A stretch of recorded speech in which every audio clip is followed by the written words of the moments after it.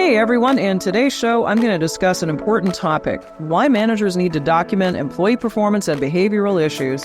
Often in internal investigations involving harassment and discrimination, employees allege that managers are treating them unfairly, and then when we ask for documentation, well, the manager just didn't write anything down. This is a great risk mitigation episode you won't want to miss. Welcome to the HR Investigations Podcast, exploring the issues, challenges, strategies, and solutions. Sponsored by RPCHR and hosted by Natalie Ivey, an HR consultant, licensed PI, and author of the best-selling book, How to Conduct Internal Investigations, a practical guide for human resource professionals. And now, here's Natalie. Hey everybody, and welcome to today's show. Topic for today is Write It Down, the key to performance management. This is a topic that I really talk about an awful lot because I've been around for quite a number of years doing investigations, and a lot of times why we investigate is because the manager is just not writing down the employee performance issues. They're not writing down the behavioral issues that come up, and then when the manager does actually get to the point of maybe a performance improvement plan or something like that, what happens then? The employee runs to HR and says, my manager is harassing me, and, my manager is retaliating against me, and all of this stuff. And often when a manager comes forward and they want to implement, let's say, a performance improvement plan, HR will often ask, well, where is your documentation? And I have it happen even as a consultant. When I'm consulting on cases, I'll talk with managers and say, well, when was this that you had the conversation with the employee? Well, I know I've had numerous conversations with the employee and a couple of months ago. And it's this real vague kind of thing. Now, I know I'm really hitting on some pain points for those of you who work in HR and you deal with managers that just don't document. But why I really wanted to talk about this on the HR Investigations podcast is because it truly is a root cause to why it is that we have a lot of investigations. So what do we need to do to fix it? Well, let's start with just overall creating a documentation process for managers. I'll tell you, a lot of what I hear from managers is that they've been just sort of thrust into a promotional opportunity and panic promotions. And I've seen a lot of that in the last couple of years coming out of the pandemic. They just don't know how to do it. HR will constantly say, well, you need to document. Where's your documentation? But they they just don't know how. They also don't know how to have the crucial conversations. What I would say is, before we even get to the documentation process, the first step is even helping managers to understand their role and responsibilities and even coaching employees on performance improvement. Some leaders are very hasty and they just move to not even having a conversation. Well, let me just write them up. Great. And then they sit down, they deliver a write-up. All right, well, Fred, well, you know why we're here. I just need you to sign this. This is a write-up. Okay, and the employee really cops an attitude and is not happy, and then it turns into a thing, and then it's harassment or hostile environment, and blah, blah, blah, it goes to HR, and on it goes, right? So that's the first problem. Managers don't even have the understanding of the words to say, the framework for even a coaching discussion, and they leap to just writing them up. Or what you do have are just employees that come forward to HR and, they're lodging this complaint. And what it is that they've started to feel the vibes that maybe now some performance action is going to come from the manager, and they're preempting it by coming forward. They kind of want to complain first about harassment. And then if the manager issues a disciplinary warning letter or like a PIP, then they can claim that it was in retaliation for them making the complaint. All right. So bottom line here is that we've got to have a better process for how managers are actually communicating and coaching with employees. We've got to provide that sort of a framework first. And then we need to give them some exemplars to work from. In other words, samples of what we want the documentation to look like. So my first recommendation here is to create an outline for the coaching and the documentation. Here's what the framework needs to include. The manager needs to be able to prepare for the discussion by jotting down what an employee said or did that is the problem. Is it a performance standard not being met? Is it a policy being violated? Maybe it's the attendance policy or code of conduct. then the manager needs to really be specific with dates, times, and details of exactly what it is that is the issue. Then the manager needs to move into specifically, I've noticed, fill in the blanks. What needs to change is, you fill in the blanks, why it needs to change. This is the because part. Then laying out what the consequences are going to be. And then what can I do to help you improve? The manager should really shift into that supportive role and then even ask for some commitment from the employee, such as what are some immediate things you plan to do to improve in this area, and invite them into the conversation. So let me recap that. It starts out with jotting down, like a legal pad, something as simple as that, or putting it in a Word document. What did the employee say or do? I recommend Word documents a little bit faster and specific dates, times, and details. Specifically, here is what I've noticed, and specifically dates, times, details, and then explaining in very specific language what needs to change, then why, and what the consequences are going to be if they don't, and then commitments. What can I as a manager do to help you improve? And then I want to invite the employee to the conversation. What are some immediate things you plan to do to improve in this area? Okay, so here's what this might sound like. All right, so let's say we have a situation with an employee named Brianna.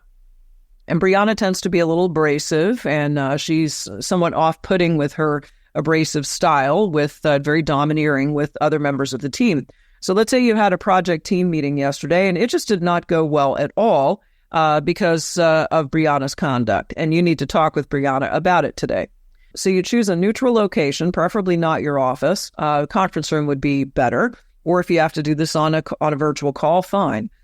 So you started out by saying, look, Brianna, I wanted to talk with you a little bit about yesterday's project team meeting. So this is laying out what did the employee say or do that requires us to have a coaching discussion. And I would say, Brianna, yesterday when we were in the project team meeting, I overheard you say to Greg and in front of the rest of the team, you said, and I quote, "That's the stupidest idea I've heard yet, and we'll never meet the deadline on this project." And the tone that you used towards Greg, your teammate, was rather condescending. And actually, your voice was elevated, and you continued to force your position on the next move for the project plan. And it was very apparent that you wanted your idea to win. And team members stopped contributing to discussion, and then the meeting ended without any agenda items being accomplished. Okay, so that's how you frame it up. You've got to have very specifics of what it is that you want to say to the employee, and then that's how you share it. Let's move on to the next phase, which is describing to the employee what is the behavioral change that's needed and by when. So you would have already documented this before you got in the meeting with Brianna. Look, Brianna, it's important that you recognize the need when you're in a setting like that to maintain some composure. And to do that, it means that you really need to be mindful of how you're projecting and specifically your body language. I'm not sure if you were aware of it, but you really came across in that meeting with some rather aggressive and even disinterested body language. And I observed you rolling your eyes a few times and leaning forward forcefully. And even on the table, I noticed that even your fists were somewhat clenched. What I need to see here is you asking more open-ended questions to clarify others' thoughts and contributions to discussion, and instead of dismissing others' opinions. And I also, as your leader, need to see you modify the tone of your voice to a bit more of a positive and questioning tone to invite collaboration. As an example, what you could have said was something to Greg like, "Greg, can you elaborate on that a little bit? How would we implement this?" Instead of just simply shutting it down. And Brianna, these changes need to happen right away. Now we move into why, the because part. Because, Brianna, the behavior you demonstrated yesterday really negatively impacted the project team meeting, and the unnecessary conflict really caused the group to waste time arguing, and the agenda items just were not accomplished. And this negatively impacted the project deadlines and ultimately missed deadlines. That directly impacts our contractual obligations to our customers. So you're laying out the because. This is why it has to change, and then here are the consequences. As your leader, Brianna, it's my responsibility to provide you with regular feedback and guidance versus just avoiding the issues and possibly having something affect your performance review and then allowing the project team to fall behind and miss project milestones. Look, I need to let you know that because of the seriousness here, if some immediate improvement is not made on your part in your interactions with your peers, the next step will be a written warning in your file. Now, I certainly don't want that to happen, and that's why I'm having this conversation with you now. because I want to prevent that from happening. I wanted to address the issue and give you an opportunity to make the necessary improvements. So going forward, I need to see you demonstrate some more collaborative behavior with your peers using this specific feedback that I've given you today. Now, commitments. With that said, what can I do to help you here? And you wait for a response. A lot of times what you get is nothing, and it's rather sharp. Okay, sometimes when individuals are on the receiving end of some kind of course correction feedback here, that really doesn't sit well with them, and they get very defensive.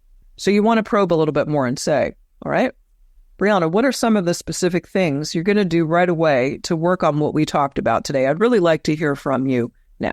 All right, the reason why you do that is that this is a mutually beneficial conversation. This is where I'm committing as a leader of what I'm going to do to help her and support her in making some improvements. But at the same time, I'm also asking for her to make a commitment.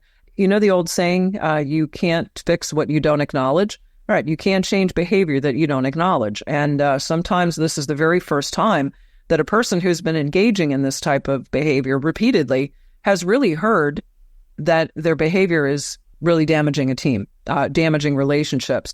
They just can't see it. They just don't understand it. Their behavioral style is such, and this is someone who definitely is a very dominant behavioral style and somewhat like a bulldozer, if you will, over others who work on the team. And when you ask for the commitment, what are some specific things you're going to do right away to work on the things we talked about? Now you really see what the response is. And as I said, sometimes it's nothing, but then you say, no, I really would like to hear from you. What do you think you want to focus on first? What is it that also I can help you with? You reiterate your commitment as a leader to helping them. Sometimes what you could say to them is, look, I understand and even empathize. I realize that maybe this is not the conversation that you expected to have today. But as I said, I'm here as your leader, and it's my responsibility to help you with your development. And this is an opportunity for you. What I have had people do over the years, and I've been in leadership a very long time, and I used to manage a very, very large team for a large financial services company before I started my own company. And I can tell you this, Brianna is fashioned after a real individual in this particular example. And one of the things that she did was she sat back and at first she really didn't want to absorb and process the feedback. And then she really spoke rather sharply back to me. And I just said to her very candidly, exactly what you just said is the purpose for our discussion today. And I said, this is an opportunity for you to really absorb what I'm saying and in the way that you're communicating. And I said, you have this desire, it appears, to somewhat always win and somewhat dominate conversations instead of working more collaboratively. And then I will tell you what I said to her was, if you are interested in moving to the next level in leadership, said right now, based on how you were trending with your review, I said, you're trending below expectations in our competency called treating people with respect. And she was. And that really got her attention. And she said, I've never been below expectations. I said, well, maybe you've had some leaders that have sugarcoated your performance. And I said, I'm speaking candidly to you. And I said, and that's my responsibility. That really did get her attention. And she said, are we done here? And I said, yes, we're done here. And I said, I would really like you to share with me some things that you want to work on.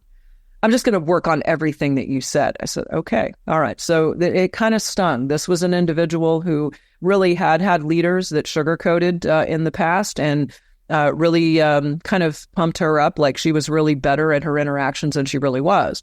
And that did her quite a disservice. And I knew that if I did not intervene as a leader, that it would be setting her up for failure, because if she moved into that very next level, she was going to crash and burn. I knew the next level was going to be a higher level project manager role. And I also knew who was over that department, and I knew that he would not tolerate that type of conduct. That was not going to happen.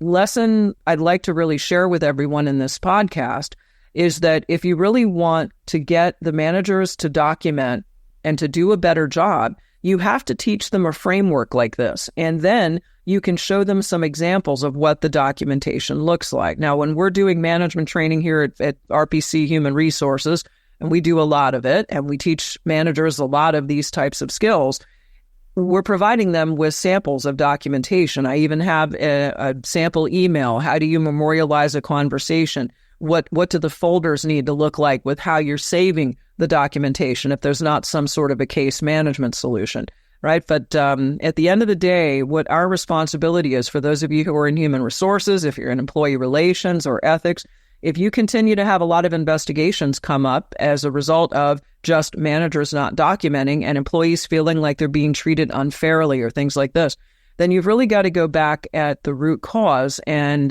you've got to take a look at creating more of a structured process for the coaching, the feedback, and then provide samples to your leaders on exactly how you want them to document. All right, so that is it for me today. A little bit of micro-learning on the HR Investigations podcast. And so certainly if you have some other topics that you would like me to talk about, or for those of you who have some guests that you'd like to introduce me to and have them on my podcast, then certainly reach out. You know where to find me, Natalie at rpchr.com. See ya. Take care. Thanks for joining us today on the HR Investigations podcast. Be sure to subscribe, like, and share the show with any colleagues who will benefit from our strategies and solutions. For free bonus resources, simply visit hr-investigations.com. And remember, if you'd like some help with improving your investigative skills, or if your organization is in need of an external investigator to help with the case, please get in touch with us. Thanks for listening, and we'll see you in the next episode.